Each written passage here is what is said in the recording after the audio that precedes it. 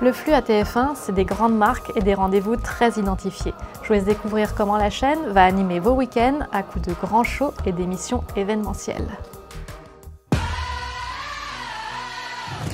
Le vendredi et le samedi soir, place au show. Pour faire honneur au week-end, TF1 mise sur des émissions de divertissement emblématiques, familiales et fédératrices. On a pu dire que TF1, c'était tous les samedis soirs la plus grande salle de spectacle de France. À chaque fois, ce sont des spectacles avec énormément de moyens, énormément d'ambition, énormément de modernité, pour lesquels on remet en cause chaque année tous les codes. Une saison de Danse avec les stars ne ressemble jamais à l'autre saison de Danse avec les stars. C'est aussi le cas sur Voice, et vous le verrez d'ailleurs puisqu'on a changé 3 coachs sur 4 sur Voice cette année. Rebondissement dans la grille cette saison avec l'arrivée de Big Bounce Battle. TF1 adapte l'énorme succès allemand de RTL, une course de trampoline très familiale présentée par un duo inédit, Laurence Boccolini et Christophe Beaugrand. Et puis on va découvrir un autre hit qui est un énorme succès en Angleterre, qui est un énorme succès en Allemagne.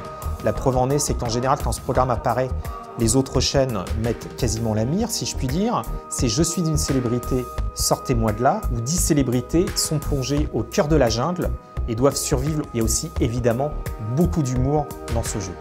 Chaîne de l'événement, TF1 diffusera les 20 ans des Energy Music Awards, le grand concert des Enfoirés et l'élection de Miss France. Et puis on retrouvera aussi des nouvelles soirées.